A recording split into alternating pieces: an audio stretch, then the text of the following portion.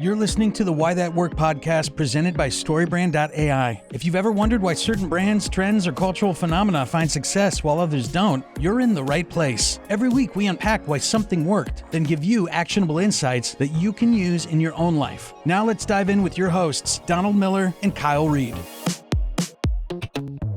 At what point in your day, Don, do you have to stop drinking coffee? It's a great question. Is there a moment? That's an old guy question. It is. Yeah. Well, I didn't want to imply that. I was going to let you infer that and figure that out because I can't imply that you're old, but what day do you stop? Not much past 10 a.m. If I'm after 10 a.m., it's going to do two things. It's going to affect my sleep, and it's going to make me anxious. Like I'll have this feeling that I didn't pay my taxes. Oh, that's a bad feeling. And my mind will try to find why I'm feeling that. It's not, there's no reason for it. It's just a feeling, and the feeling tries to find something. It's the coffee. Yeah, it's the coffee. So now, however, I've switched coffee. Yeah. And I don't have that anymore. I switched to a freeze-dried packet of coffee. Let's go with your coffee ritual. What's your coffee? Here, let me share mine. What I do, I get this organic freeze-dried coffee that I bought off Amazon that a friend of mine, David, who runs a company making, what are they called, supplements. Yeah. Like I met him. Yeah, he's great. He's a brilliant. Real nice guy, yeah. And Mara Labs, by the way, he makes broccoli and all this kind of stuff. There you go, Dave. There's your plug. Yeah. And he told me about this, and so I bought it off Amazon. They're single packets. I cut 3 of them open, put them in the bottom of a cup, pour oat milk in it. Okay. A little bit of Splenda, 2 scoops of ice, stir it up. So you cold, no hot. I don't do hot coffee. Ooh, okay. That's fair. So at Stay Golden, coffee shop across the street, my order is iced oat milk xylitol. So your cutoff's 10. Okay, now next question. How old were you when you started to drink coffee, and do you remember? Gosh, I don't remember. I mean, I would have been probably like 17, 18, right in there. Okay. When I was old enough to go down to a coffee shop and sit there. Yeah. Like post driver's license. How many books have you written in a coffee shop? Man, that is a great question. All of them? All of them. Yeah. What people don't understand about Starbucks. Let's just get to Starbucks because this episode is about Starbucks. But I'm going to come back to your question about writing in coffee shops. Yeah. If you said to me in 1997 that you were going to do a franchise of coffee shops and take it all across America, I would give you 5 reasons that ain't going to work. Of course, I'm wrong, but I would give you 5 reasons. 1, Americans don't have leisure time. Mm-hmm. Where your European coffee shop, like Howard Schultz went over to Italy and France and wanted to bring the European coffee shop back here. That was Starbucks. Now, Starbucks already existed. He was their marketing guy, but he left and came back and said, I'm going to franchise this and take it all over America. Won't work because there's so many miscalculations that you have. One is Americans don't have leisure time. They're not sitting around anywhere other than deadbeats in a pub. And not even a pub, a bar, like a dark bar with a dartboard. So that doesn't exist. So people don't have time to sit around. Cities are not walkable in the United States. So everybody's driving in a car, so it doesn't work. It doesn't translate. Church doesn't exist as strongly in Europe, so the community itch is not being scratched in Europe, therefore people go to coffee shops. It is being scratched here at church on every Sunday morning. So they're stealing your market, those pesky churches. And specialty coffees? Yeah. Coffee was just coffee. Yeah, it wasn't a latte. The idea of going to a coffee shop when Starbucks came out was so foreign because people bought their beans maybe in a college town, right? Yeah. Where people could sit around. Yeah. But think about it, in a college town, walkable, leisure time, need to study, need caffeine. Yep. But even then, they weren't serving lattes. Yeah. Yeah. And real quick, the 5th would be price.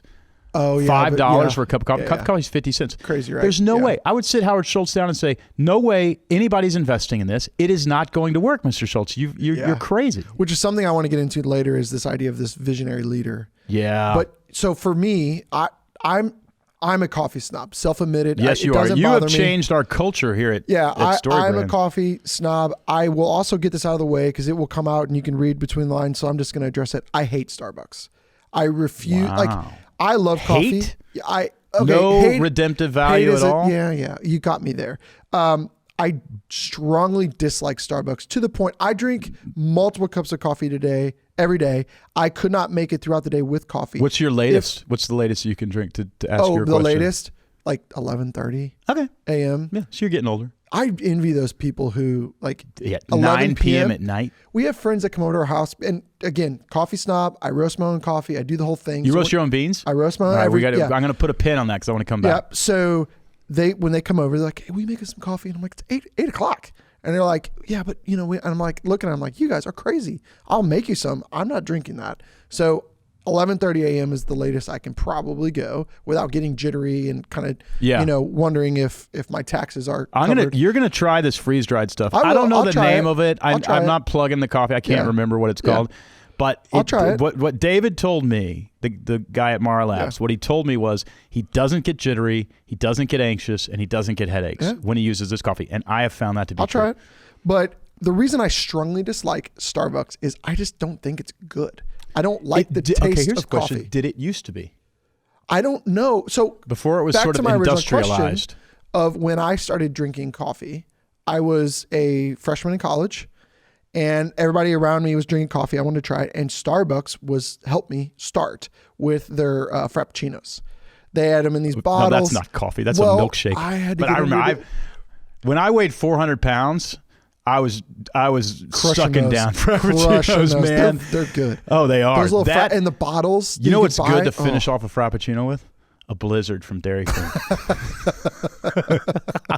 I mean, yeah. When you thought I was cold with sugar, try this.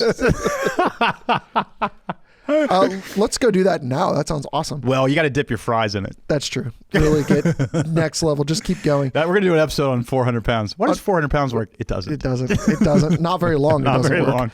But one of the times in my life, the most pain I've ever been in was when I just started drinking coffee and I went to Starbucks and I got a venti, Americano or whatever. Do you say venti when you order? No, heck no. I refuse. Yeah. I want another medium. reason. Yeah. So I walked in, I got the coffee, again, maybe the third cup of coffee in my life, and just immediately went to drink it. The pain. How old were you? You were 19. The pain of the hotness of drinking that, I thought I was dying. You mean like you burned your tongue? Oh my gosh, yeah. Because it was so hot. Yeah. I had no idea. So that was my introduction to Starbucks. Back to your question. Do I think that Starbucks has always tasted terrible? No. I think that they realized to mass produce you have to have the same taste. Yeah, consistency. Across consistency. They also followed to Howard Schultz going to Milan and getting this experience. It's a very Italian style of coffee. Oh. So it's that deeper kind of more burnt. So when you're roasting coffee, there's this expression called first crack. It sounds a lot like popcorn when the bean is really? Yeah, and so it sounds like popcorn popping. So right on the other side of first crack is kind of that's where you get your light roast. If you take it to second crack, it's about 2 or 3 minutes later where that coffee is still being roasted. Yeah. That's that dark, burnt Italian. So it doesn't take much longer to get there. No, and I can smell it. Like when I see it. You can smell burned coffee. It's not good. I can't. I have a buddy, Sam. Sam lives in Portland, Oregon. He got a popcorn roaster, and he started roasting coffee in his basement. Now he has like 6 or 8 coffee shops in Portland, Oregon. He's doing extremely well. It's actually super easy to roast coffee. You just need heat, and it needs to be moving. You're just consistently moving it over heat until it cracks. That's all you're doing. So it's actually super easy. You put a timer on it? Yeah. Yep. It's usually, if you're doing a pound, it's like 16 to 17 minutes before first crack. Is it better for you because it doesn't have like pesticides, or maybe because you're sourcing it from the farmers, you know, in different regions. Yeah. I like it. I originally did it because my wife and I were spending $20 for a pound of coffee and going through it in 2 days. Ooh. So it was my way to go, let's make this a lot cheaper. It used to be $5 a pound to get it, like if you bought the green beans of it. And so now coffee's gone up, but it used to be incredibly cheaper. 75% savings on your coffee. So and plus it tastes a lot better. Yeah, and I can walk around and prove my snobbery. I have fond memories of Starbucks. I have fond feelings about it. It has become a fast food chain. Let's just be honest. Yes. But living in Portland, Oregon, before there was ever a Starbucks there. So Portland was the first place it shipped to outside of Seattle. Okay.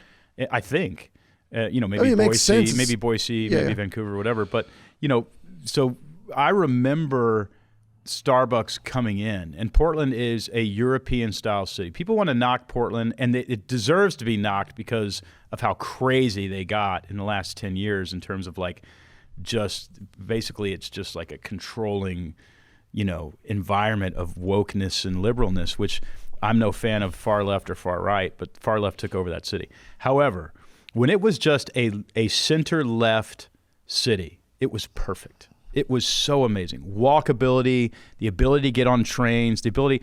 I read and wrote, I don't know how many books in the coffee shop at Powell's bookstore. At the time, the largest bookstore in the world, pre-Amazon. Amazon was also coming up out of Seattle. And these coffee shops started popping up, Starbucks. And and they were awesome. The coffee was good. The environment was amazing. It was novel. It was new. I lived on Northwest 23rd for several years in somebody's attic in Portland, Oregon, and would go down to all the local Italian coffee shops, and I would get riding down there. I mean, Blue Like Jazz wouldn't exist if it weren't for the coffee shop culture in Portland, Oregon. And it was phenomenal. I'm with you too. I when I was freelancing, I worked a ton in Starbucks early on. Actually, not to brag, but Nicole Kidman and I locked eyes in a Starbucks and she smiled at me. Wow. That's a memory that I don't share often. And but then what's his name stole her from you. Yeah, that was, we don't talk about that. All because he can play guitar. Yeah. I mean, I get it. But I have fond memories of Starbucks. I think, the moment now, in my eyes, the greatest coffee shop in the entire world, Crema, here in Nashville, has ruined me and has now made me that is despise. A good tasting cup of coffee. Yeah, it's the best. Stay Golden is where I and Stay Golden's Good awesome Citizen too. Coffee. They do a great job there too. Stay Golden. That's my go-to. I'm on their coffee plan. Yeah, which is awesome. $70 a month. Okay, so why did it work? Yeah, let's analyze why let's this talk worked. About it. And so I know you're going to go with Howard Schultz, yeah. and I've got some stories about him too. But I think the reason that Howard Schultz specifically was able to overcome the 5 challenges: lack of leisure time in America, lack of walkable cities, church as a competition for community, specialty coffees being unfamiliar, and frickin' price, right? Yeah. Those 5 things would be impossible to overcome, and one man did it. And you have to understand, like, European culture is not American culture. It's very, very different. Betsy and I and Emmeline spent a month in London last summer, and every day at about 4 o'clock, there would be 150 people standing in the alley beneath our apartment in Mayfair. And they were all there drinking a beer in the streets from a pub. And then you go about, 50 yards and 150 people standing around this other pub. I would equate the pub and the coffee shop as similar, that they get together and meet. Sounds they amazing. Get together. It is amazing. When are we opening the StoryBrand UK office? Because I'll go do that. Because that sounds awesome. Think about it. It's a walking city. Oh, I love that. So you're walking by your pub where you're meeting with your friends in a routine and a tradition does not exist in the United States. He brought that here. It wasn't coffee. He brought what Howard Schultz called the third place. Not home, not work, somewhere else. And that didn't exist. You didn't sit around at the diner for more time than it took you to eat, right? And most people didn't sit around in bars either. Yeah. It's like when you have kids, you can't go to a bar. And when did the concept of, like, now it's commonplace, but when it was like, hey, let's go grab coffee. Right. That's such a new phenomenon, even in the last, let's call it 20 years. He scratched an itch that he saw that nobody else really saw. If you don't communicate clearly, all your emails, your website, social media posts, everything you're communicating will be ignored.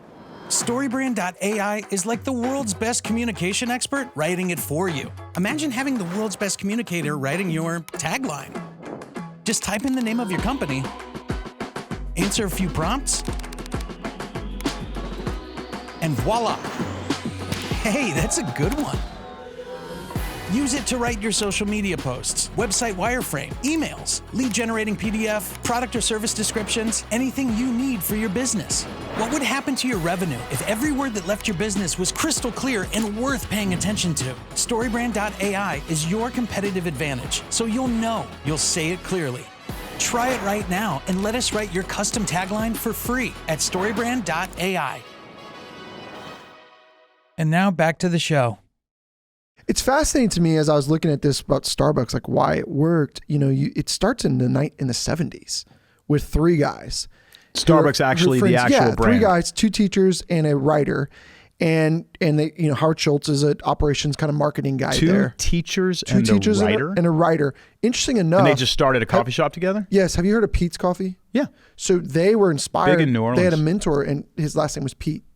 And he was the kind of guy who inspired them. When Howard Schultz bought Starbucks from these 3 guys, they went and started Pete's Coffee shortly after. And I didn't know based off of his name. Yeah. Well, so Howard Schultz, though, to your point, comes in, works for them, buys Starbucks. So he was their marketing person first, though, yes, right? Yes.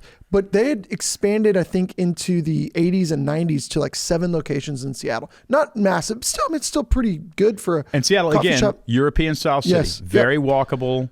Lots of districts and neighborhoods. If you've never lived in Portland, Seattle, or Vancouver, BC, one thing to understand is perhaps New York is also similar, but there were at least 20 districts in Portland, and there still are. But when I lived there were 20 districts or so, maybe more than that. Every one of them had a coffee shop, a pub, and a single screen or very few screen movie theater. Okay. So you would actually walk down to a mom and pop movie theater that's not a franchise, and you'd watch a movie, you'd go next door to the pub, independently owned restaurants, all of it walkable in your neighborhood. It was heaven. Yeah, it was absolutely see why you heaven. loved living there. I loved it. Yeah. And the food was amazing. Everything was amazing. Bringing that to Houston, Texas, in a strip mall, I don't know how that worked, but he did it. Which again, we get into this a little. I think we'll get into this a little bit, but the geniusness there. I think that's the thing. The visionary leadership. Well, but even so he comes to start working for them in 1982.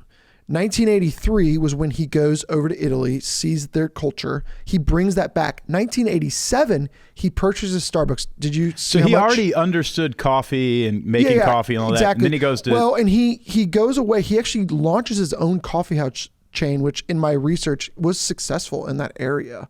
But he competed with Starbucks? Yes. Huh. But he comes back to him. Did you see how much he bought Starbucks for in 1987? $3.8 million.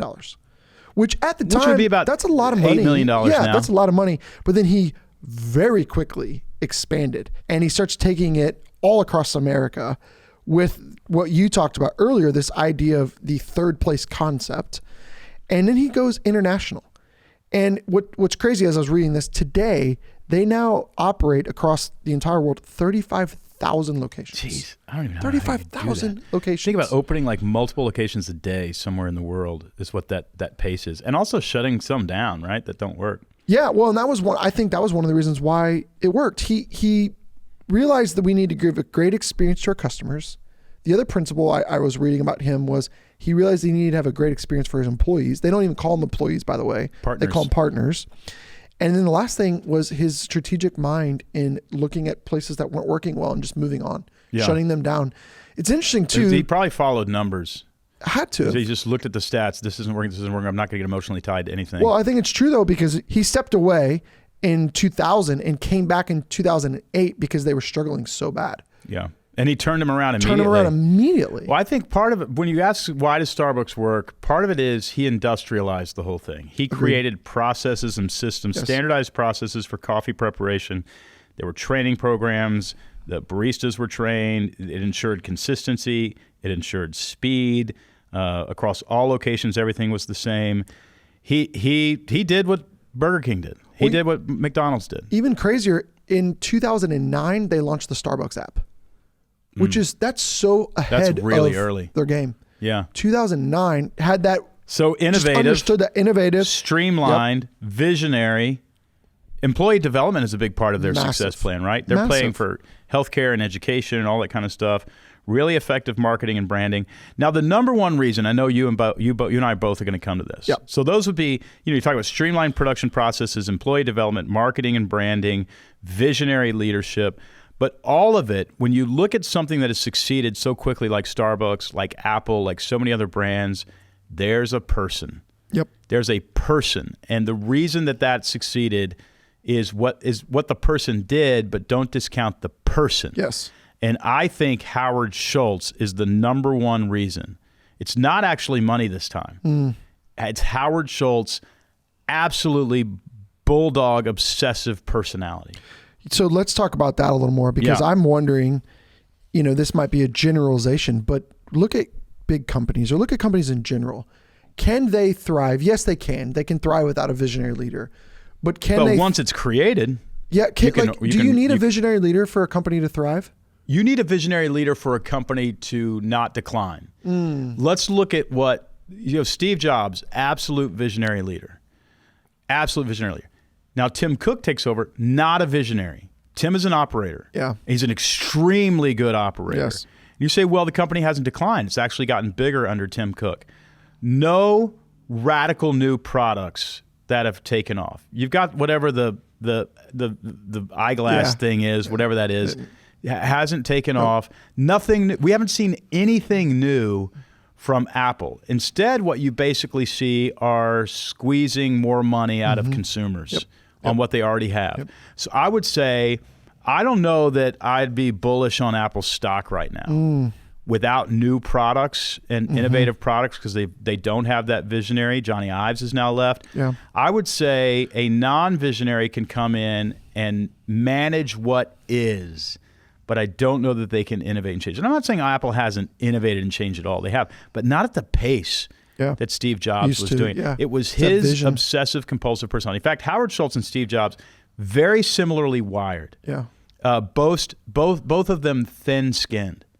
They're egomaniacs, like crazy egomaniacs who associated their identity with their brand. And so I have a friend who served Starbucks from early on, from the very beginning at their restaurant in Seattle, and made a decision 20 years ago or whatever, when it was, when Starbucks had become basically a fast food franchise, which is not how it started. They said, we don't feel like we can serve this coffee anymore. We're going to go with a different boutique coffee brand. But these guys are really solid guys. So they went down to Starbucks headquarters, wrote a letter to Howard Schultz explaining why this restaurant was no longer going to serve Starbucks. Grateful appreciation for him. He, of course, wasn't able to meet with them. Hands the note to the secretary, would you please deliver this to Howard Schultz? They take the elevator down. They're walking across the lobby, and running across the lobby is Howard Schultz, and he's holding the letter in his hand. And he just cusses them out, just chews them out. How dare you, blah, blah, blah, blah. This whole thing. It was an offense, right? And slight, yeah. Yeah. Well, what that tells you, of course, that's a bit unhinged. And a lot of people said the reason he would never be able to be elected president, because he wanted to be president. Yeah, I remember that. Was he thin-skinned. He takes everything personally, and he can't, well, that's a downside. It's a liability of a personality. It's also the exact personality that built Starbucks. Yep. It's the exact personality that became a billionaire. It's the exact personality that's created hundreds of thousands of jobs all over the world. Not only that, a third place for us to meet.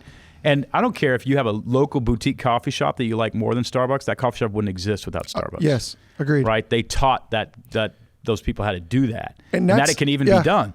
And that's the thing inside of this for me. It's like, I might not like the taste, but boy, just what sure they have a respect for. Yeah, with him, with the experience, with as much as I love coffee, like I do have to thank Starbucks for making me love coffee. Yeah. What I find so fascinating too with Howard Schultz is when he came back in 2008, I'm obsessed with these visionary leaders who come back and go, here's the 3 things we're going to do. Yeah, he simplified and then it. he lives it out. What were the 3 things for him? He was consumer experience. They always focused on consumer. Isn't that amazing? Experience. You look at successful company after successful company, and somebody stopped thinking about themselves and started thinking about the freaking customer. What's that quote of like, we're going to be obsessed with people drinking coffee, not coffee of people. I'm butchering that quote, but there's something along the lines where he says that. He's like, we're going to focus on the people who drink coffee, not the coffee to sell to people. Right. And there's something he kept the whole experience. Yeah, he kept that at the front. So I think that was the first thing. The other one was working conditions. So they were so revolutionary. And I remember I have friends who started out working there because health insurance. Yeah. They were great with health insurance. They paid your college tuition if you worked for them. It was a great place to work. And for a company that has that many employees, they definitely have their flare-ups every once in a while with employees not being satisfied. Sure. But it could be so much worse. Absolutely. Well, right? and how many companies out there that say like we care about our employees and then they're doing nothing to demonstrate that? Yeah. They truly live that out. And that's one of the reasons a cup of coffee costs $7 because you're too. buying a cup of coffee and that guy's tuition. Yeah, which, that I don't mind that too much to some degree. I don't either. I think it's a good thing. And then the other side of it is just what you I'd rather have that handled in the private market than the government do. Yeah, true. Agreed. Just personally because the government doesn't do as good of a job. But the logistical side, they even like little fascinating things. They locked in their wholesale pricing of coffee beans.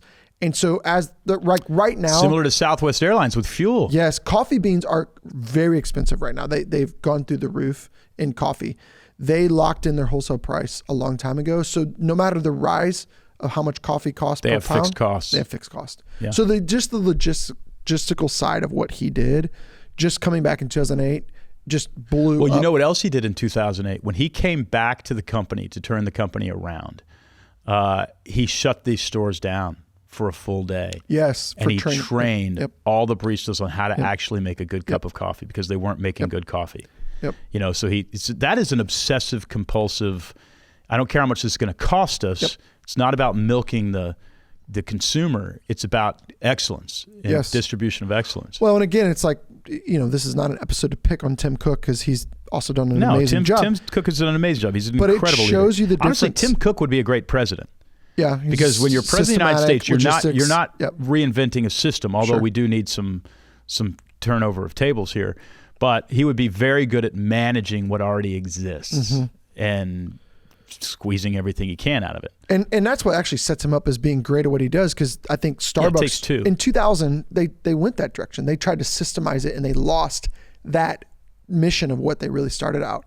So, Howard Schultz comes back and immediately gets them back on track and moves them to that direction. Interesting enough, Disney kind of went through this a little bit when Bob Iger left. They really struggled and then brought him back to kind of right the ship because they kind of got away from what made them successful. That story's still out there. We still have yet to see if Bob Iger, it's kind of fresher to move it around. But it's interesting when these guys come back to the thing they started and then immediately bring in new life to that business. Steve Jobs goes to Pixar and comes back. But he comes back with what you pointed out, clarity and simplicity. Yeah, that's right. Here's the 3 things we need to do, and this is what we're going to focus on.